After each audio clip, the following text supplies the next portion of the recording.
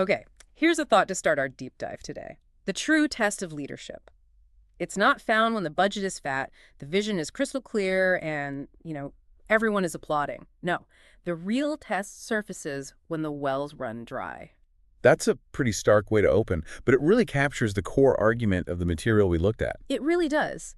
So, our mission for this deep dive is to explore leadership in these seasons of scarcity. We're talking about those times, those organizational droughts, where morale just thins out, clear answers are, well, they're scarce, and strategy feels completely insufficient. We looked at a whole stack of research here, drawing from spiritual and biblical frameworks, but also putting them up against modern leadership theory. And that convergence, it reveals a genuinely surprising premise.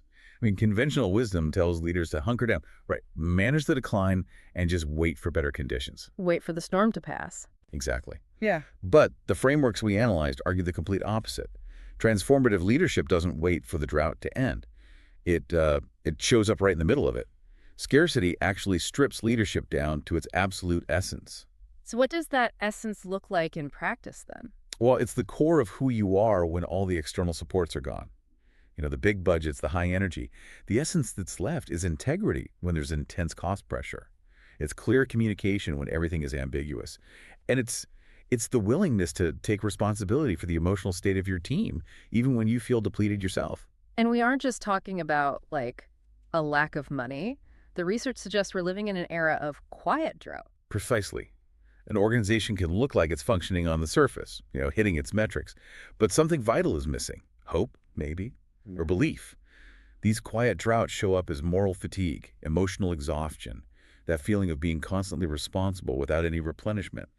And this kind of invisible decline is often more corrosive because it's so easy to deny. Okay, let's unpack this concept of scarcity a bit more and what it reveals about the leadership models we tend to like.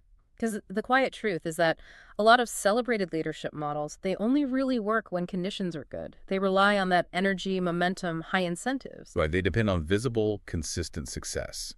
And a drought just strips those supports away mercilessly. It forces a confrontation with reality, and what's left is your character and your consistency. The complexity here is that the scarcity is never just one thing. It's interwoven. We found 5 distinct phases of scarcity that kind of compound each other. Okay, so walk us through those 5 interwoven phases. So the first 2 are really internal. You have spiritual fatigue, where these deep, meaningful practices suddenly feel heavy, dutiful. The mission feels absent. Then there's moral confusion. The pressure gets so intense that compromises, the subtle bending of rules or cutting corners, they become really tempting. That moral dimension is where the rubber really meets the road, isn't it? Absolutely. Then the third phase is, it's perhaps the most widespread today. Emotional exhaustion. This is that constant carrying of other people's anxieties, that unending sense of responsibility without any real replenishment for yourself. Joy just becomes intermittent. That is so taxing. And how does that internal drain start to affect the organization itself? That's where the last 2 phases show up. Right. The fourth is organizational decline. Structures start to fracture, and all the energy goes toward preserving the existing systems. All the meetings and reports are just about maintaining the status quo, not moving forward. And fifth is cultural fragmentation. Trust erodes, polarization gets worse, and leaders feel pulled in a million different directions. If a leader fails to see all that and they just focus on the financial numbers, what's the inevitable result? The danger is this profound denial. It just makes the dryness worse. They misdiagnose the problem. So instead of addressing the emotional exhaustion, they push harder for productivity. They demand energy when what people are desperate for is empathy or just a sense of meaning. And that disconnect, the research is clear, it just accelerates the erosion of trust. So if we're looking for a telltale sign that this drought is getting worse in a leader or an organization, what would that be? What does it look like? The key symptom is a shift in focus from people to processes. The leader stays highly engaged with systems. Emails are answered, reports are reviewed, but they become more and more distant from their people. Relational engagement takes emotional energy, and that's exactly what scarcity has drained. So they retreat into the safety of metrics. When process is prioritized over people, the drought is severe. This brings us to a really fascinating part of this deep dive, because the source material shifts the whole perspective on scarcity using these ancient models. It argues that the wilderness, or the drought, It isn't evidence of failure. It's actually an intentional environment for formation. It's like a theological classroom where dependence is relearned. And that reframing is essential. Scarcity isn't an interruption of your calling. A lot of the time, it's the refinement of it. These old narratives give us these postures that are necessary to lead when there's no immediate comfort. Let's start with Moses. The emotional cost of leading people through the wilderness. I mean, if you look at that story in Exodus 17 with the water from the rock, Moses is constantly standing between a frustrated, thirsty, angry people and the provision they need. He's blamed for things he can't control. Right, and his leadership role there is so intercessory and sacrificial. He's mediating provision while just absorbing this immense relational strain. This translates directly to modern ideas of the leader as a container, someone who can absorb and process the organization's anxiety so the team doesn't collapse. And that emotional labor, it's not a punishment.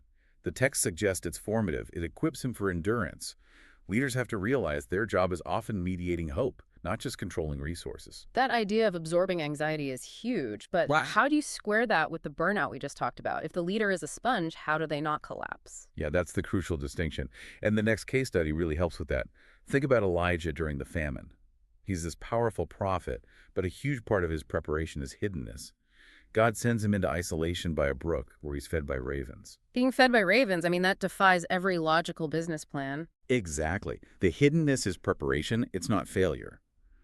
Elijah is removed from the spotlight to learn dependence. He learns to receive from these unusual sources. And later, from the widow of Zarephath. The lesson is just so powerful. Leaders who only know how to give will absolutely collapse. Elijah had to learn to receive first. And today, that translates directly to seeking out peer networks, mentorship, coaching. You have to learn to receive sustenance from the outside. And finally, the feeding of the 5,000. Jesus' leadership there gives this definitive model for leveraging what you have when it's clearly not enough. It's a perfect template for crisis management. First, Jesus models an honest assessment. He names the scarcity, where shall we buy bread? He doesn't pretend it's not a problem. But then he transforms that scarcity by trusting the little that was there, the 5 loaves and 2 fish, and giving thanks for it. And that just fundamentally shifts the focus from anxiety over what you don't have to disciplined stewardship of what you do have. I found this one point so fascinating, that the crisis really starts when the disciples try to dismiss the people. Why is that dismissal reaction so central? It's the natural human reaction when you're overwhelmed. When the need is huge and the resources are small, the easiest thing is to just send the problem away. Ignore the people. But the core command Jesus gives is, you give them something to eat. Real leadership refuses to dismiss people in need just because it's hard. It demands presence. It demands innovation with what you already have in your hand. And if we connect all of this to modern organizations, the primary provision a leader offers in any season of scarcity is presence. And when the materials talk about presence, they don't just mean, physically showing up at the office, do they? No, absolutely not. Presence is defined as the disciplined choice to stay engaged when pulling back would be so much easier. It's emotional availability without emotional collapse. It's what communicates reassurance when the answers are slow. In dry places, people are looking for a leader who won't abandon them when things get tough. That's a powerful point. It's not about forced charisma or toxic positivity. It's the ability to hold space for grief and confusion, while quietly pointing people toward meaning. People don't just listen to your announcements, they watch how you endure. And that enduring presence has 3 essential dimensions. First, there's emotional presence, attending to the team's anxiety without getting defensive or judgmental. You listen to understand, not just to fix things. Second, moral presence. Yes, this is about upholding integrity. In scarcity, shortcuts look incredibly tempting. Moral presence means resisting those shortcuts, proving the organization's character will hold up when it's stripped bare. And the third one, this needs to be framed carefully. Right. Spiritual presence. And in a secular context, this just means drawing from a core mission that's bigger than the quarterly report. It's maintaining reliance on your guiding principles. It shows your hope is anchored in something beyond the immediate volatile circumstances. And that provides a deep sense of calm because your actions are driven by values, not by fear. And we have to talk about the opposite, because the materials make it clear that a leader's absence is never neutral. It actually makes the drought worse. It's destructive.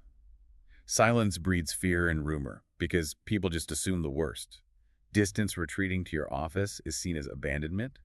The costs are severe. Trust erodes. Anxiety paralyzes people, and you get moral drift as everyone just tries to protect themselves. Just showing up, sitting with the discomfort, and staying relationally engaged is often the single most important thing a leader can do. So we've established we have to stay, we have to be present, we have to absorb some of that anxiety. But the crucial question is still, how? How do we sustain that without running dry ourselves? This brings us to that great metaphor of becoming a well, not a bucket. This contrast is just vital for leadership sustainability. Yeah. I mean, buckets are useful. They carry water, but they have to be refilled. Wells, on the other hand, they draw from a deep, consistent source. And leaders are called to become wells. The texts use that powerful imagery from Jeremiah of cracked cisterns that can hold no water. That's the leader trying to survive on substitutes like control or performance, which just fail under pressure. So becoming a well requires these intentional, continuous practices. We found 4 key ones for nurturing that kind of depth. Let's look at the first. Sabbath as resistance. Right. Rest is a necessary countercultural act of trust. It resists that temptation to overfunction and the belief that the whole operation depends only on you. Taking intentional rest isn't a reward. It's a necessary pause that prevents you from burning out. Second, the research points to prayer as recalibration. Yeah, and framed inclusively, this is just intentional pause and structured reflection. It's the practice that recenters a leader on their mission, ensuring leadership flows from clarity and values, not from reactive anxiety. It changes your operating system from panic to purpose. And the third, which connects right back to Elijah, is community as shared burden. No well sustains itself in isolation. Leaders need relational webs, peers, mentors, trusted advisors to prevent the isolation that just magnifies stress. Think of Moses needing Aaron and Hur to literally hold up his arms in that battle. We're just not meant to carry that weight alone. And finally, scripture as living water. And this really refers to ongoing engagement with a guiding truth or a moral framework. It sustains your moral clarity and vision when everything outside feels parched. It makes sure you're rooted in something deeper than the current crisis. And maybe the most encouraging point for anyone in the trenches right now, renewal comes through these small, incremental actions. That's so right. Leadership in scarcity isn't about some heroic, sweeping gesture. The frameworks all stress that it's the small acts. One honest conversation, one act of clarity when everyone's confused, one genuine encouragement. These are the things that accumulate and multiply life. Faithfulness in the small things prepares you for stewardship in the large ones. Okay, let's pull the key threads together here. Leadership is revealed. It's refined in drought, not in abundance. And presence, emotional, moral, and spiritual, is the main provision you can offer when other resources fail. And ultimately, leaders are called to be conduits of hope, not controllers of circumstances. And the work you do in these dry seasons. It's often unseen, it's rarely applauded at the time. But the leader who cultivates these practices, who becomes a sign of water in a dry land, they transform scarcity into an arena of trust and resilience. They embody the promise that life flows where faithful wells are dug. That completely transforms how you see a crisis. So we'll leave you with this final thought to take into your own world. What if the very season you've been trying to outrun, the scarcity you're experiencing right now, is actually the most intentional environment shaping the essential resilient leader you are becoming?